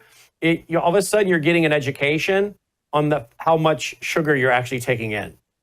Now, I did gorge on watermelon and grapes one night this week, and my blood sugar shot up. Yeah, especially grapes. I almost, you know, I just don't even want to eat grapes. I actually ate like 2 or 3 grapes. I bought some because they looked so good. And I know my kids and my husband love them. So I bought them, washed them, got them all ready. And I just ate a few. And I'm like, I know my blood sugars are going to go up. But, you know, oranges and grapes are the worst for my body. Watermelon seems to be okay, thank goodness, because I do like to eat watermelon, but I have to be careful. And I always eat it at the end of my meal, not at the beginning, because again, if I have plenty of fiber to help slow down the watermelon sugar from spiking, then I have a chance at least leveling off. But I can do blueberries, right? Blueberries? Yeah, blueberries are good. How about strawberries? Any berries are really lower glycemic. It's sort of hard to get a really high blood sugar spike with blueberries, especially so I usually eat a handful of blueberries. I've been trying to cut out the yogurt because that's got sugar in it, so I've just been eating the blueberries. I do have a cantaloupe that's sitting on my kitchen counter that I've been waiting to ripen up all week. What about that? That's good. Is cantaloupe that's okay? good. Yeah, as long as you're not eating it by itself. And as long as you're eating it with, I always say, have your fruit as your dessert and have it at the end of the meal, not the beginning of the meal. Get your protein, your chicken, your vegetables, then the watermelon or cantaloupe. Yeah.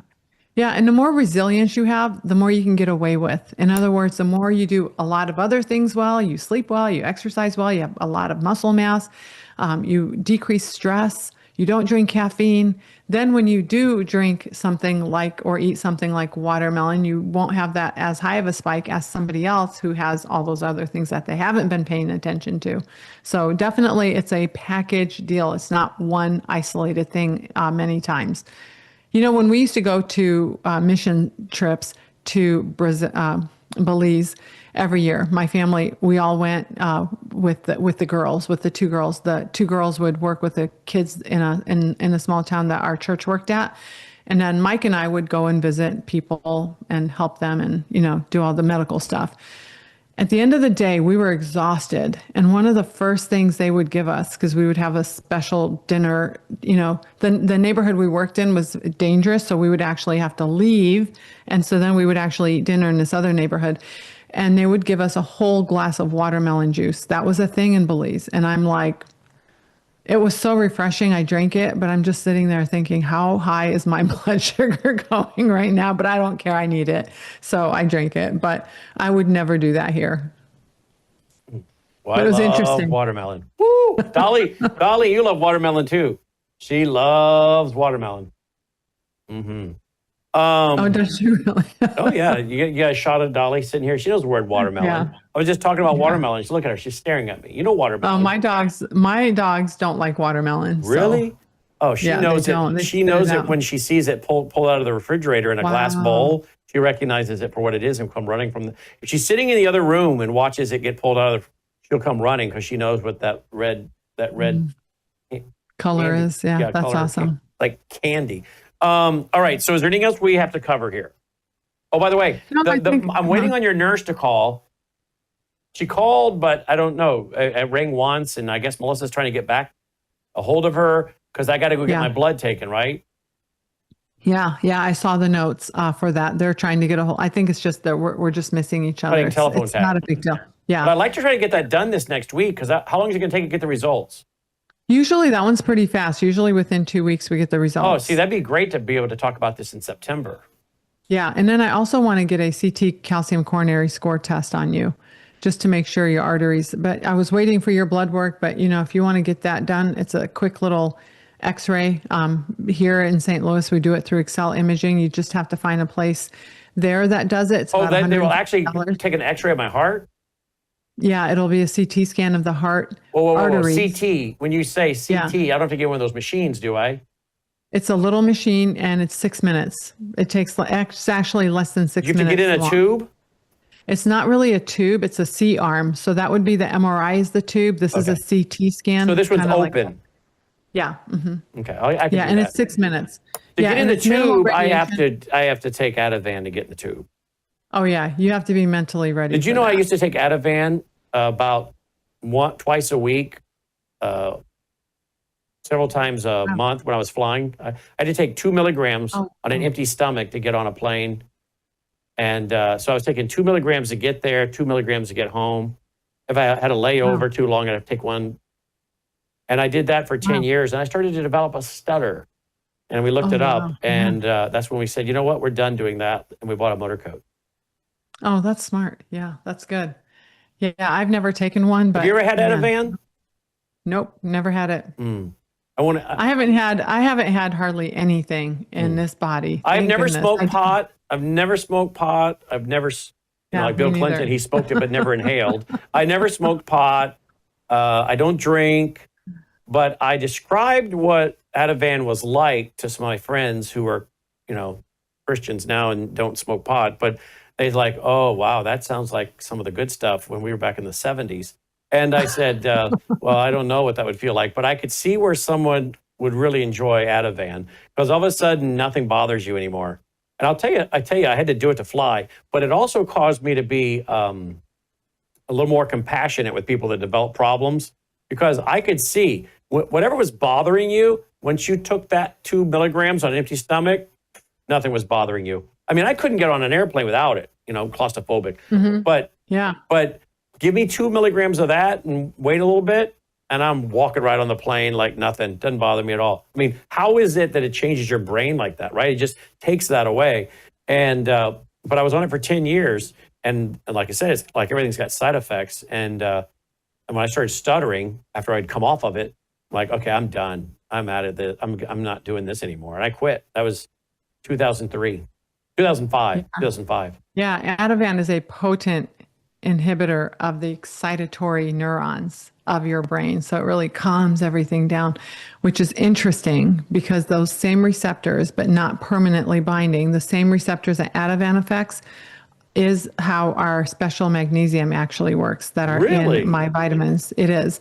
And so it acts on the GABA receptors in the brain, which are very calming, except when it's magnesium doing that, magnesium glycinate doing that, it's a very gentle calm. It's not like you're not going to notice a difference like you would with the Ativan. But the nice thing about the magnesium that does that is it actually helps you turn off that overactive brain at nighttime. The one that can't stop thinking, the one that just keeps going, like you're a hamster in a hamster wheel. That is what it calms down. So, so many of my patients love it. And they are, you can sleep better, supports sleep and degree of sleep, level of sleep, all the markers, the biomarkers that we look at, REM sleep, deep sleep, awakening, all of that stuff, it improves. There's improvement in all those areas when we can calm the GABA receptors down. Well, I've had that problem for years, trying to get my brain to turn off from all the things I need to be doing tomorrow, all I've got to do tomorrow, or going over the day. And like, but generally what I find, if I put on some light classical music, I can usually unwind and then finally turn that off, and I'm off. As long as you have a system. Now, the other thing too, Brandon, I wanted to talk today about, but we can talk about it next time because I know you have a short time today, is oxytocin. I really wanted to really bring home the point of what oxytocin is and how important it is, because when we look at overall pillars of health, like I had another patient, her name is Annette, that called me and we talked. She's from Wisconsin, one of your listeners, and she has all these little things going on, and all these little things make no sense to a doctor, but she doesn't feel well. So unfortunately, I don't see patients in Wisconsin. And so she'll find a functional medicine there. She'll go to ifm.org and find a functional medicine near her, because you have to address this in a multifactorial perspective. You have to look at sleep. You have to look at nutrition. You have to look at exercise and stress management, but also social engagement. And it turns out, we talk about cortisol and insulin a lot, and we have been talking about cortisol and insulin a heck of a lot, and how blood sugar is such a huge disruptor of that. But the next hormone up on the hormone hierarchy is oxytocin, and that is your bonding hormone. That is the hormone that's released in large amounts when you have a baby and when you're nursing, and also when you're being intimate with your spouse. It's that hormone that after intimacy makes you kind of drowsy and want to fall, it helps you fall asleep. That's being released. It's that hormone that's being released when you give somebody a hug, or you touch someone, or you even compliment someone, or you share a laugh with someone, or you watch a funny show and you're just belching out laughing. That is a very important hormone. And I think a lot of times it's underrated because it's social engagement. You have to socially engage. And one of the things you said is you are picking up on the social cues of other people who may be suffering and have more empathy towards them. People that chronically produce more oxytocin also have that. So you may have that as a thing. And that's something we can talk about next week to really give it its due. Wait, stop right there for a second. You're saying that certain people that tend to be more tuned in and sensitive to other people may have a very high, good level of that. Yeah, absolutely. People who sit in their house all day, I mean, this digitalization of this country, of this world, really has really kind of ruined this hormone. And so we're seeing a lot more disease. In fact, I was listening to a lady talk today and all the stress that she went through. And just because of my doctor brain, in my chair. So she was going through her entire history, and it's a beautiful talk. It was a very beautiful talk at a morning event I went to today. And in my chair, I'm thinking, oh my gosh, she's going to get cancer. She's going to get cancer. Sure enough, age 42, she gets breast cancer. And it's that stress that you don't pay attention to over and over. It's that lack of human touch. It's that nutrition you're not paying attention to. So for Annette, you can't answer a question like she had because I have no idea what it is. It could be her gut. It could be her microbiome. It could be, you want to look at genetics. You want to look at assessment for risk of dementia. You want to look at blood sugars. You want to do the blood sugar monitor. This is just one thing of many things that we do that help propel health and wellness into a positive phase. But absolutely. And you can't fake it. When you're being intimate with your wife, if you are faking it, you're not going to make as much oxytocin. And this is one of those hormones that's a very important hormone to your healing and your overall nervous system and everything. So the only way you get it is with human contact and now you can on the phone a little bit. If you talk a lot and it brings you joy and happiness. But it's a very, very important hormone for those reasons. I think it's just to give it respect. I think we should talk about it. Okay, let's do that because I also want to work and maybe take a little note. Is there something going on, a lack of hormone or a lack of something, or an overabundance of something. Of course, I know we have to take the crazy shot. Or people that are taking the crazy shot, which I never did. And that the peer review study by Dr. Thorpe, Dr. Peter McCullough, and all these guys, they were showing a year or so ago, and now a more recent one, that this is causing suicidal thoughts. It's causing a breakdown in the ability to understand things, cognitive issues. So suicidal, depression, cognitive, and people just having mental breakdowns. And they have done a peer-reviewed study on the shot and how, particularly the more doses they get, you start seeing this breakdown, right? Then, of course, we know we now have a peer-reviewed study on the turbo cancers being caused by it. We covered that last week with Nick Helscher. But aside from the crazy shot, is there something that people are getting too much of or not enough of that are causing them to be so rude and aggressive? Like this week, we saw some lady get upset about her airline ticket, and she punched the computers. Logan, can we bring that up? She punched the computers at one of the gates at an airport because she was so mad, and she assaulted the computers. And that's that's all about resilience, right? It's how much, are you sleeping? Are you in a good relationship? One of the biggest robbers of life is being in a loveless marriage. Loneliness in an elderly person who sits at home by themselves all day. These are things where we're not feeding our body what it needs, and in particular, this particular hormone. To answer your question about COVID, even the COVID itself, the disease and the vaccines, your number one thing that you can do, because I love empowering people, the number one thing you can do is decrease inflammation, decrease everything that causes inflammation. That's why this graph was so important, because down here, the oxidative stress that all these things do, is DNA mutations, is misfolding of proteins, is cancers and Parkinson's and dementia and all these things that develop because we cumulatively, you could add COVID on here if you want to, on the increase in oxidative stress. But if we don't have a balance, that's when we are going to start seeing things. That's why that thought went through my head when this lady was talking, not because of the, fear of cancer and, oh my gosh, she got it. In my head, I'm thinking, oh my gosh, she's going to get something, bad because she's so inflamed because of so many reasons, not just the one thing of that was majorly stressful in her life. She had a lot of things that were going on all at the same time. And it's and the red flag for me was she was waking up every single day at 2 and 3 in the morning. And while she would read her Bible, which is a good thing to do if you're going to be up, the problem with that is your hormones are out of whack. They're not in a healthy place. If you're waking up at 2 or 3 o'clock in the morning every day because your cortisol is way too high, it's shooting up. Now, if you have to get up to go pee, that's different. But if you're getting up at 2 and then at 4 and then at 5, you got to figure out why and fix that problem. Okay, let's make notes on all that. Hey, by the way, when you're talking about laughter and touch and marriage and having a loving marriage and laughing, it reminded me of Proverbs chapter 17, verse 22. There it is. A merry heart doth good like medicine, but a broken spirit drieth the bones. So true. That's so what laughter is medicine, is what you're just saying. A loving relationship, human contact, compassion, touching. This is all medicine.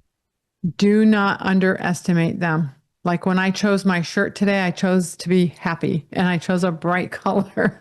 I mean, it starts in the morning, right? It starts in the morning when I get out of bed and first decisions I make. And, so self-care, I think, also brings you joy and happiness and also increases oxytocin, meeting friends. These are you have to be intentional about it if you want to increase oxytocin. But what we're seeing, again, in those highest risk populations, the people that are working from home, the elderly that are alone all the time.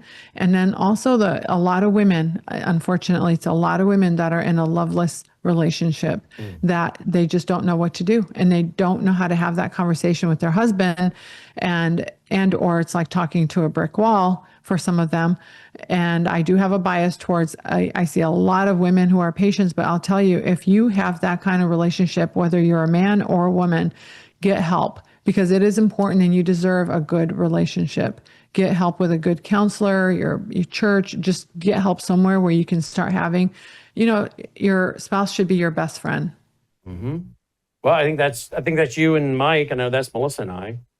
So, yeah, I do say to Melissa often, I'm so Praise glad God. we don't have a bad marriage, because we know people that do. And I'm thinking your whole life is miserable. You can have all the success, you can have financial things, but if you have a bad marriage, your life is miserable. And I know people like that. And they have things. They have lots of money, a couple of these people I know, but they're miserable people. They don't have relationships with their children. They don't have relationships with their grandchildren, their marriage. I'm like, what are these people, what do they have?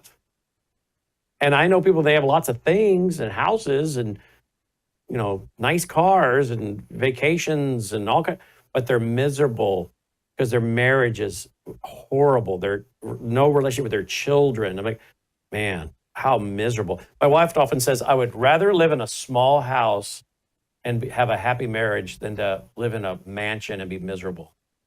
100%. 100%. I agree with Melissa. I think that, again, from a health perspective, I love that Proverbs verse, and it is so true. It's definitely what we see. And laughter is good medicine. I mean, sometimes I'll just watch a show like Friends just to laugh, and just to kind of, cut the, sometimes there's a lot of things going on in this world, and you just need a break. And I think it's important. And that's when that oxytocin level goes up. And you're a lot happier in general when you're laughing. Yep. So, yeah. And, a smile does a lot of good, not just for yourself, but for everyone who sees you. I don't know if I told you about my Starbucks story. Did I ever tell you my Starbucks story? Why do you go to Starbucks? There's nothing good there for you. I only when I travel, and I will get a half calf Americano, half regular, half decaf Americano. Melissa likes the no cream. What is it your mother likes, Logan? The one that tastes like perfume, Logan. Oh, the lavender. It's in the fall. Pumpkin spice latte. Pumpkin spice. I have to have one of those every year. Again, I don't live in a perfect box. I don't tell people to be perfect, but I do have to have one of those every year too. She loves it when fall rolls around. But I only do two. I only do 2 pumps because they put 4 pumps in it. That is way too sweet, especially if you're not eating a lot of sugar anyway. But I went to Starbucks one day while I was in San Diego on a business trip. And I walked in and I had this message from God that said, be extra nice today. They need you to be extra nice. And it was really early in the morning because I had just hiked. I wanted to see the sunrise, went back down. So really early, no one was there. So I walk in and I'm not fake nice because I don't do fake, but I was really, really just a big smile and thank you so much. And I tipped them $2 for this $4 drink or something like that.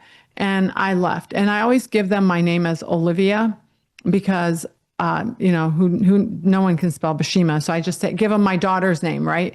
And it gives me a chance anyway. So I said Olivia and I left. 3 months later, I go back to San Diego, do the same thing over again, go hike and then go to this place, get my coffee. And the same lady was there. And she said, Olivia, right? Wow. She remembered me. And what that taught me, well, one, God doesn't ever make mistakes. Whatever reason God gave me to do that, because I haven't had that. I don't have that all the time. That I don't go into places going, oh, God wants me. But that particular day, I specifically remember it. And then she remembered. And so what you're doing when you're smiling is you're giving people something. You don't realize it, but you're exchanging energy. You're giving them what you're blessed with. You're giving it away. God gave it to you. Now you get to share it. So definitely, That's pretty impressive. She remembered your name 2 months later. 3 months later, and it was a common name. It's not like it was Basima. She remembered a very common name. And I was like, how did you remember my I'm like, do you know his name? There was a guy at that point. There was a guy that came to me. I'm like, do you know his name too? She goes, no. Did she say why she remembered your name? No, she's like, I don't know. I just remembered your name. And I'm like, oh my gosh, well, that you just made me feel so special. And, I made her feel special again. And then she goes, hey, Olivia, we made this extra I think it was like an egg white feta wrap. She goes, "Do you want it? Because they're going to throw it away anyway." I'm like, "Absolutely, I'll take it." Like, you just don't know what's coming your way. Just be nice. And you're increasing everyone's oxytocin level. From a medical perspective, there is a lot of science behind being kind and being nice and being generous. And Nancy Reagan, her slogan was just say no. Dr. Bashima's is just be nice. Be nice. Exactly. Exactly. Just be nice to everyone. There's no reason to be rude. So That's for sure. That's for sure. yeah. All right. Look, let me go there real quick, guys. Let me go there. The website. Where is it, Logan? Where did it go? There it is. There it is. And check out the antioxidant super pack. By the way, I think we should mention, if you get on the monthly plan, the price drops dramatically. So $148.50 a month. That's your morning and your nighttime pills. They come in a box like this, like this right here. Okay. And then you, where we get the other one? Sorry. And there we go. And you have your morning pack, and then you have your nighttime pack. Come to me, boys. You have your morning pack. Well, I can do that too. Okay. Morning pack and nighttime pack, right, Doc? That's right. Absolutely. So it comes in your little box. Yep. And then also we had a lot of requests for combining that with the foundational. So we combined the antioxidant super pack with the foundational. So people only just get one box for the foundational plus the antioxidants combined with it. That's actually the perfect thing to do. That excellent. Yeah, that plus a good diet. You know, make no mistake about it, right? You got to have a good diet. You got to have a good, on this list, diet is the thing that you can do really wrong or you can do really well. 100%. And it has a opposite effect if you don't do it well. And so that's the first thing that we really, really want to focus on. Absolutely. Get the pack and then add in. Yeah. My blood sugar is 113. Oh, wow. Not bad. Not bad. Let's see. Just hope you don't crash, because then that would mean, but after time, after you build resilience and you'll have less and less crashes. That's the goal. So even when it does spike, it won't crash. I had my monitor on this arm, and then I had to put the next one on. So now I'm over here on this arm. And That's awesome. I didn't look at the needle the first time I put it on, because you said don't look at it, and Logan did it for me. This time I did it for myself. I looked at the needle. I was like, holy cow. That needle's probably that long. No, it's barely this big, but why does it look so long? It's also very soft. It looks very ominous inside that tube. That's why I tell people don't look. Don't look. It's barely anything that goes in. You're not going to feel it. Blah, well, blah, I did it, but I was shocked. I was shocked when I saw it. Like, oh my word. Yeah. But yeah, I'm on my second one, and now I'm running it on this. And you're going to get me a subscription. So I can, because I want to keep monitoring this for a while.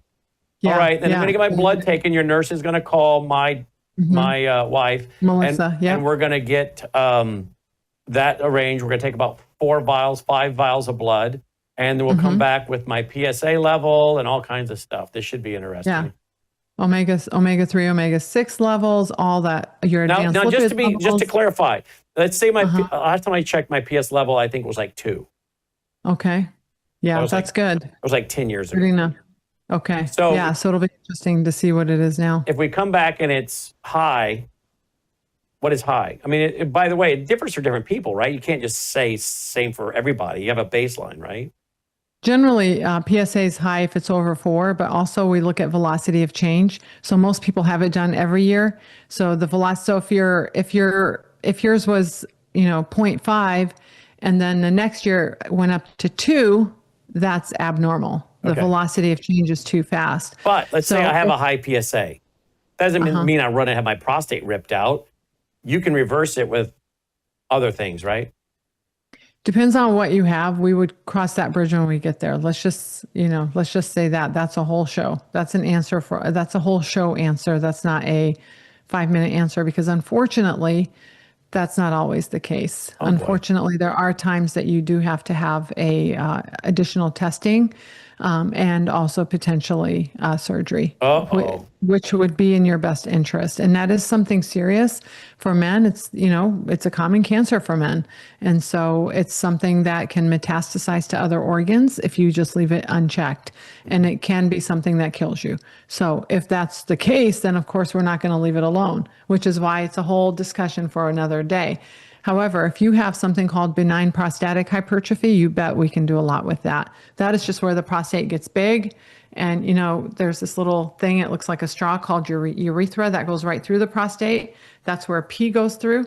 And if the prostate gets too big, it compresses that straw. So then you can't pee very well. So then there's urinary hesitancy, takes a long time to get started, when you're going to the bathroom, all sorts of little things like that. I don't have any of those issues. Yeah, that's good. Those are good signs that your prostate is fine.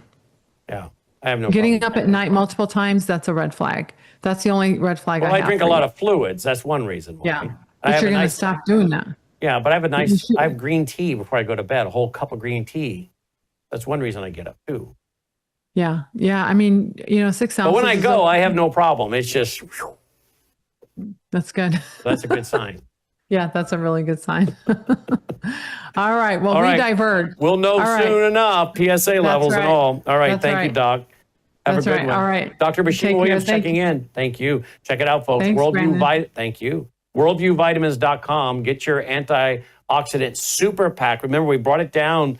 If you get a subscription, it gets down to $148.50. So you save quite a bit if you get the monthly subscription for your morning and nighttime pills. All right. That's our broadcast for tonight. Folks, do you appreciate what we're doing? Hey, I know I mention it all the time. I don't want it to fall on deaf ears.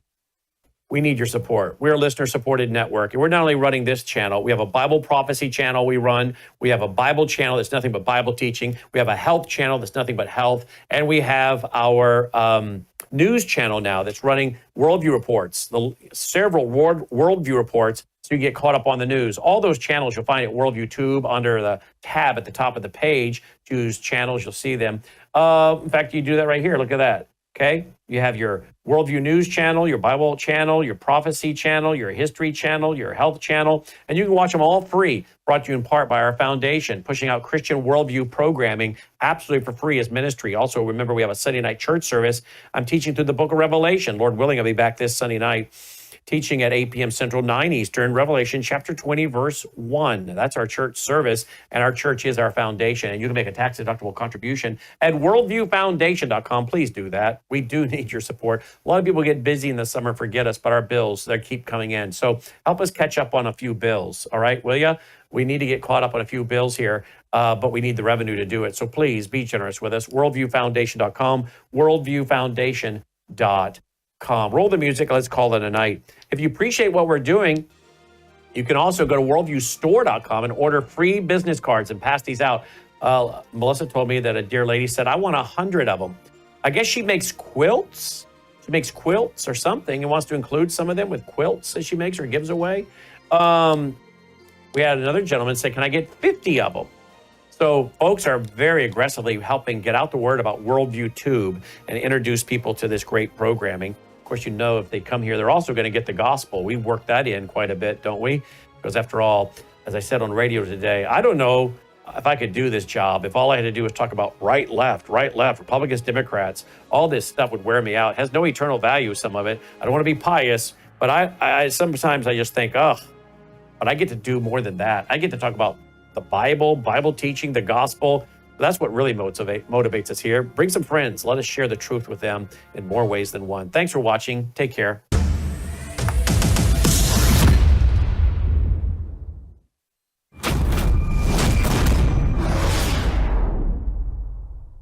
Data centers, and maybe if we have time, I can get into the uglification of America and Marxism. I touched on this last night on Brannon Howse Live, and I was talking about the fact that we are celebrating ugliness. Look at the new Obama Museum. Have you guys seen it in Chicago? It looks like I don't know, it's like some kind of 21st century high-level prison.